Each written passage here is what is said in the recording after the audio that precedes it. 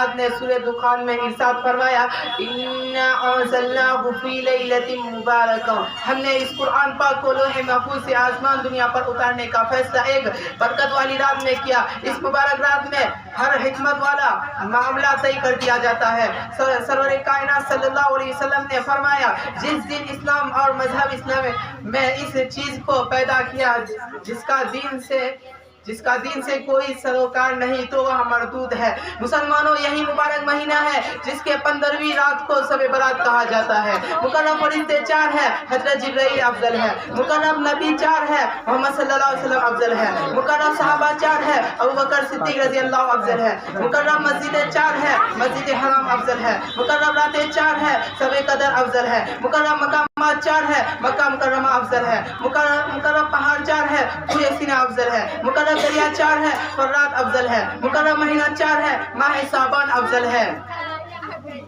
یہ وہ مبارک رات ہے جس میں رب ذوالجلال رحمتوں کے دروازے کھول دیتے ہیں۔ یہ وہ مبارک رات ہے جس میں اللہ پاک کی تسبیحات کا آسمان دنیا پر نزول ہوتا ہے۔ یہ وہ مبارک رات ہے جس میں آئندہ سال مرنے والا کا نام لکھ دیا جاتا ہے۔ یہ وہ مبارک رات ہے جس میں انعامات کی بارش ہوتی ہے۔ یہ وہ مبارک رات ہے جس میں رحمتیں کی تقسیم لٹائی جاتی ہے۔ یہ وہ مبارک رات ہے جس میں اعلان عام ہوتا ہے کہ کوئی استغفار کرنے والا کہ اس کی مغفرت کی جائے، ہے کوئی روزی مانگنے والا کہ روزی دی جائے، ہے کوئی مصیبتوں میں گرفتار ہونے والا اسے نجات عطا کی جائے۔ اس رات کا نام شب برات اسی لیے پروردگار کی طرف سے بڑی تعداد میں انسان کی گناہ معاف ہوتی ہے، عذاب جہنم سے بے شمار لوگوں کو نجات عطا ہوتی ہے۔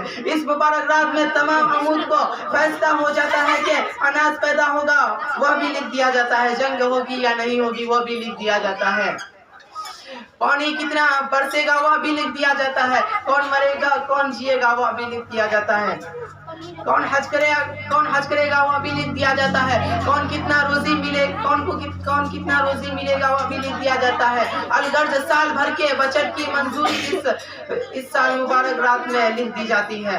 مگر افسوس صدا افسوس کہ جس مقدس رات میں عبادت کرنے تھی وہ ہم گناہوں کی طرح کام کرتے ہیں۔ ہم شب برات میں جاگتے ضرور ہیں مگر ہمیں پتہ نہیں کس طرح جاگنا ہے۔ ہمارا جاگنا رضائے الہی کے لیے نہیں، ہمارا جاگنا عبادت کے لیے نہیں، ہمارا جاگنا گناہوں سے توبہ کرنے کے لیے نہیں، ہمارا جاگنا رحمتوں کو لوٹنے کے لیے نہیں، ہمارا جاگنا انعامات کی خداوندی کے حاصل کرنا کے لیے نہیں، بلکہ جاگتے ہم گناہوں میں اضافہ کے لیے، ہم جاگتے ہیں خدا رحمتوں سے آراز کے لیے، ہم جاگتے ہیں نامہ عمل کو سیاہ کے لیے، ہم جاگتے ہیں نیکیوں کو مٹانے کے لیے۔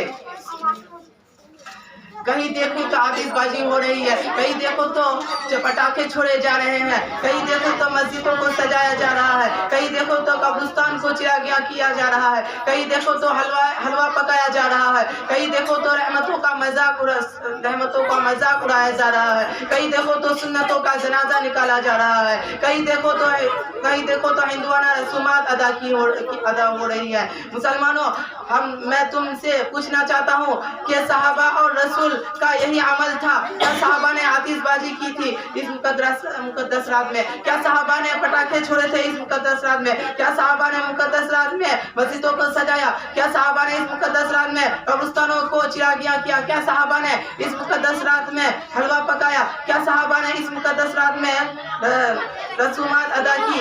ہرگز نہیں۔